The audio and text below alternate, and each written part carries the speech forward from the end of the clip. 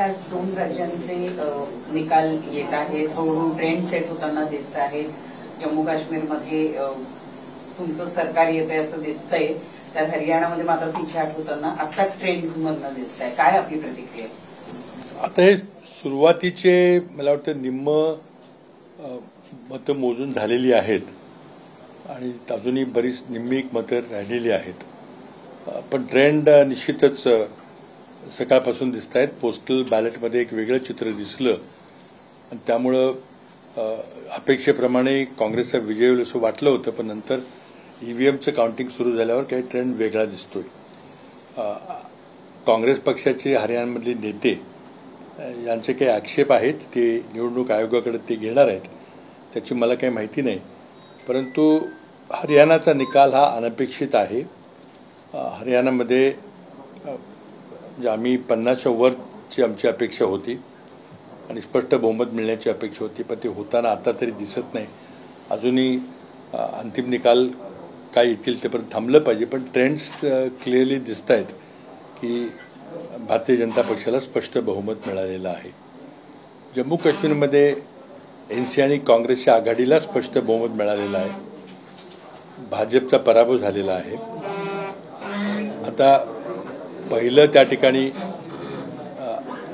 जम्मू काश्मीर सरकारचं काम असेल की जम्मू काश्मीरला पुन्हा पूर्ण राज्याचा दर्जा बहाल करणं, जे केंद्रशासित प्रदेश केला होता ते निरस्त करणं, आणि त्यामध्ये मग संघर्षाची ठिणगी देखील पडू शकेल. कारण केंद्राला ते करायचं नसेल आणि राज्याला करायचं असेल तर मग राज्य आणि केंद्राचा संघर्ष देखील इथं पेटू शकेल. आता हरियाणाच्या निकालाबद्दल थोडं विश्लेषण करावं लागेल. तिथं अँटी जाट कन्सॉलिडेशन झालं का हे सगळं अभ्यास करावा लागेल आणि त्यानंतरच काही टिप्पणी करता येईल. तिथल्या लोकांशी बोलावं लागेल. मी हरियाणाचा प्रभारी होतो 2007-08च्या कालखंडामध्ये. मला राज्य माहिती आहे. जम्मू काश्मीरचाही मी प्रभारी होतो, तोही मला प्रांत माहिती आहे. परंतु जम्मू काश्मीरमध्ये अपेक्षेप्रमाणे नॅशनल कॉन्फरन्स आणि काँग्रेसला स्पष्ट बहुमत मिळालेलं आहे. ते अपेक्षित होतं. PDPचा त्यामध्ये धुवा उडलेला आहे. जम्मू विभागामध्ये भाजपला काही प्रमाणात हिंदू एरियामध्ये प्रतिसाद मिळालेला आहे. मला वाटतं की आता लोकांनी निवडून दिलेलं सरकार जम्मू काश्मीरमध्ये येत आहे, ही एक आनंदाची गोष्ट आहे. शेवटी सुप्रीम कोर्टाच्या निकालामुळे ही निवडणूक घ्यावी लागली, अन्यथा केंद्र सरकार काही निवडणूक घ्यायच्या विचारात नव्हतं. त्यामुळे सुप्रीम कोर्टालाही धन्यवाद दिले पाहिजेत की त्यांनी आज जम्मू काश्मीरमध्ये लोकशाही बहाल केलेली आहे. लोकांनी निवडलेलं सरकार त्या ठिकाणी आता राज्य करणार आहे. त्या सरकारला राज्य करून दिलं पाहिजे एवढीच अपेक्षा आहे. हरियाणाचे अंतिम निकाल आल्यावर आणखी बोलता येईल, पण सुरुवातीचे ट्रेंड निम्मी मतमोजणी झाल्यानंतरचे ट्रेंड काँग्रेसच्या विरोधात जाताना दिसत आहेत. भारतीय जनता पक्षाचं स्पष्ट बहुमत येताना दिसतंय. त्याची विश्लेषण करावं लागेल, नंतर करता येईल. जम्मू काश्मीर बद्दल तुम्ही बोलताना असं म्हणाला की पूर्ण राज्याचा दर्जा बहाल करणं याला सरकार प्रायोरिटी देईल का, आणि त्या मुद्द्यावरून नेमकं काय होऊ शकतं? बघा, ही प्रायोरिटी नंबर 1 असेल.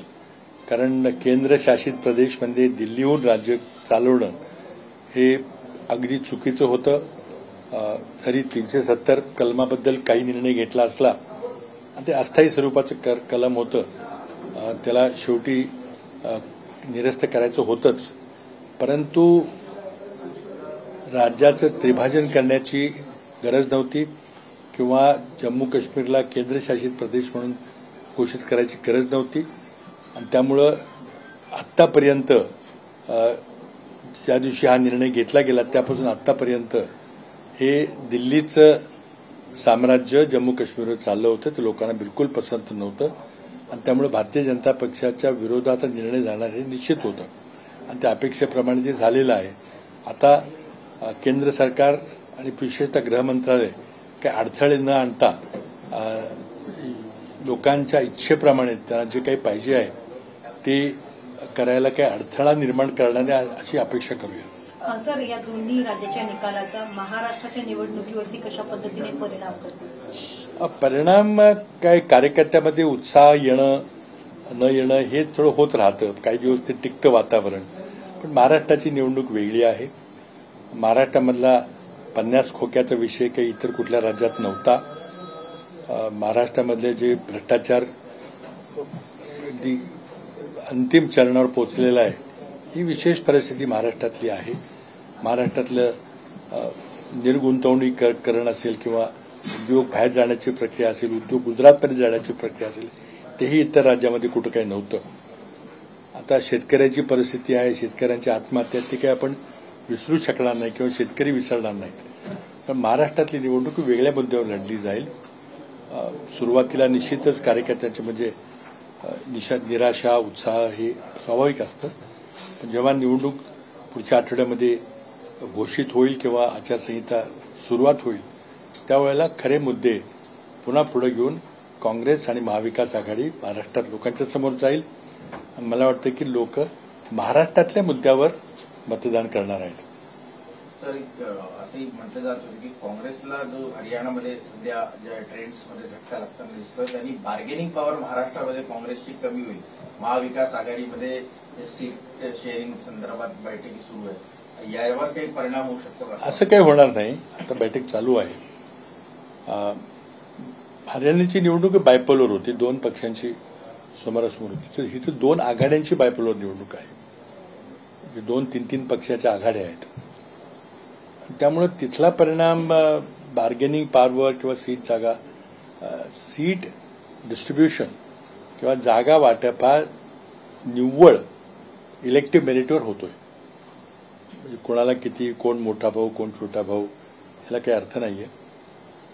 पण आमचं उद्दिष्ट इथून ह्या भ्रष्ट युतीला घालवायचं आहे आणि त्याकरता आघाडीला, आमच्या महाविकास आघाडीला जास्तीत जास्त जागा जिंकणं गरजेचं आहे. त्यामुळे प्रत्येक ठिकाणी सर्वात सक्षम उमेदवार, तर 2-3 उमेदवार सक्षम असतील तरी त्यातला सर्वात सक्षम उमेदवार निवडून आम्ही पुढे जाणार आहोत. आतापर्यंत चर्चा अतिशय सुरळीतपणे चाललेली आहे. तर मला याचा एक फरक पडेल असं मला वाटत.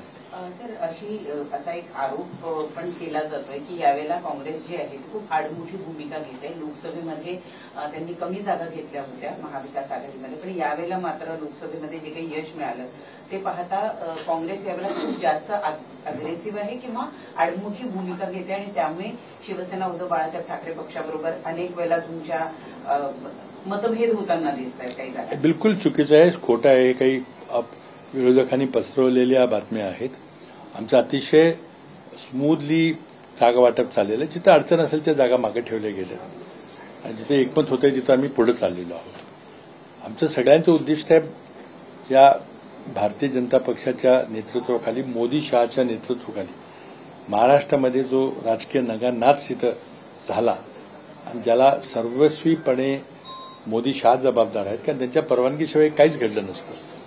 आणि जे न खाऊंगा न खाने दूंगा म्हणणारे नरेंद्र मोदी तर महाराष्ट्रातल्या जनतेला काय सांगणार आहेत की हे न खाऊंगा न खाने दूंगाचं सरकार आहे का हे? त्यामुळे मला वाटतं की जागा वाटपामध्ये जर काहीही परिणाम होणार नाही, कारण जागा ह्या आम्ही मेरिटवर आधारितच देणार आहोत. कारण इथं जिंकण्याची शक्यता असणं, की जिंकण्याची प्रॉबॅबिलिटी ज्या पक्षाची, ज्या उमेदवाराची आहे त्याला तिकीट द्यायचा प्रयत्न आहे, सुरुवातीपासून आहे आणि तो राहील असं मला खात्री आहे. संजय राऊतांनी आज पुन्हा एकदा मुख्यमंत्री पदावर स्टेटमेंट केलंय. निव्वळ धड असून काही हे नाही, तर त्यासाठी शिर असणं देखील असायला पाहिजे. आणि काँग्रेसच्या इकडचे नेते काय म्हणतात त्यापेक्षा दिल्लीमध्ये त्यांची चर्चा होते मुख्यमंत्री पदावर, आम्ही दिल्लीत बोलू, इथे आम्ही बोलणार. No comments. सर, हिंदी में आपसे जानना चाहिए मराठी में, हरियाणा के चुनाव के नतीजे एग्जिट पोल के एकदम उलट लगे और अगर जम्मू कश्मीर की बात की जाए तो वहां पर 2014 के बाद से अब वहां पर चुनाव हुए 10 साल बाद, तो मुख्यतः वहां पर एक लोकतंत्र वाली सरकार आ रही है. लगातार आप लोग की मांग भी थी, उस पर आप लोग देखिए, जम्मू कश्मीर में जो चुनाव हुए हैं उसका स्वागत हम करते हैं और जो नतीजे आए वो अपेक्षा अनुसार आए हैं, क्योंकि लोगों को जो जम्मू कश्मीर को केंद्र शासित प्रदेश किया गया, दिल्ली से उसका प्रशासन चलाया गया, वो बिल्कुल पसंद नहीं था. तो उस निर्णय के खिलाफ फैसला होने वाला है, उसमें कोई आशंका नहीं थी। एनसी, नेशनल कॉन्फ्रेंस और कांग्रेस के गठबंधन सरकार बनाती हुई दिख रही है, और जो कि मैं समझता हूं कि लोगों की इच्छा अनुसार है। बाकी छोटे दलों का प्रभाव कम रहा है, पीडीपी का भी प्रभाव कम रहा है। तो मैं समझता हूं कि अब एक दो ही ध्रुव रहेंगे जम्मू कश्मीर एरिया में। एक हिंदुत्ववादी जो जम्मू की एरिया में हैं, बीजेपी के लोग हैं, बाकी जो सेक्युलर लोग हैं वो मिलकर सरकार चलाएंगे। और मुझे पूरा विश्वास है कि आज कश्मीर वैली की जनता हो या पूरे राज्य की जनता हो, उसने जो फैसला किया था उस तरह से उसने करके दिखाया है। जहां तक हरियाणा का सवाल है, हमारी बहुत निराशा हुई है। हरियाणा में आप जानते हैं कि एग्जिट पोल भी बता रहे थे कि कांग्रेस की भारी जीत हो रही है। हमारे ग्राउंड रिपोर्ट भी वही कह रहे थे, और एक माहौल बहुत अच्छा था। भाजपा के नेताओं को प्रचार करने से रोका जा रहा था, किसान नाराज था, महंगाई, बेरोजगारी के मुद्दे वहां भी थे, और शुरू के रुझान में कांग्रेस बहुत आगे दिखाई दे रही थी। अचानक एक आध घंटे में सब रिजल्ट जो है बदल गए, जिसके लिए हरियाणा की कांग्रेस पार्टी भी चुनाव आयोग के पास शिकायत करेगी कुछ हुआ है तो। लेकिन मैं जमीनी परिस्थिति नहीं जानता। जो आंकड़े आप लोग दिखा रहे हैं, जो ट्रेंड्स दिखा रहे हैं, अभी अंतिम फैसला नहीं आया, लेकिन जो ट्रेंड, जो रुझान दिख रहे हैं, उससे शायद ऐसे लगता है कि भारतीय जनता पार्टी सरकार बना लेगी। लेकिन मैं फिर दोहराना चाहूंगा कि हमारे जो हरियाणा के नेता भूपेंद्र सिंह हुड्डा है, वो अभी भी, मैंने उनका बयान सुना, वो अभी भी उनका विश्वास है कि कांग्रेस ही सरकार बनाएगी। लेकिन सर, क्या वजह आप मानते हैं कि क्योंकि लगातार जो ग्राउंड रिपोर्ट्स आप लोग भी कह रहे थे, कई बार दावे भी किए गए कि कांग्रेस की सरकार वहां पर आ सकती है और बीजेपी एंटी इनकम्बेंसी का शिकार होना पड़ेगा, लेकिन क्यों ये जो नतीजे ट्रेंड दिख रहे हैं उसमें बीजेपी फिर बढ़त बनाती हुई दिख रही है? देखिए, नतीजे पे ही हम बात कर सकते हैं। जमीन पे क्या हुआ, सुबह नतीजे एक तरफ जा रहे थे, अचानक कैसे बदल गए, उसके लिए हरियाणा कांग्रेस और ऑल इंडिया कांग्रेस कमेटी उसका जायजा लेगी, और कुछ अगर उस कार्रवाई करनी होगी तो जरूर करेगी। हम तो सिर्फ अब जो आंकड़े आप लोग दिखा रहे हैं टीवी पे, उसी पे बातचीत कर सकते हैं। उसके आधार पर हम कह सकते हैं कि शायद बीजेपी की बढ़त हुई है और उनकी शायद सरकार बन सकती है। लेकिन मैं जमीनी हकीकत, जमीनी वाकया जानता नहीं। हरियाणा के नेताओं से बात करने के बाद आगे बात हो सकती है। लेकिन अभी मेरी गुजारिश है कि अंतिम आंकड़े आने तक रुकें, क्योंकि हरियाणा का आप जानते हैं कि सारे एग्जिट पोल ने कुछ अलग दिखाया था। तो शायद हो सकता है कि आखिर तक नतीजे कुछ उलटफेर अभी भी हो सकता है, और उसके बाद ही हम उससे बात करें।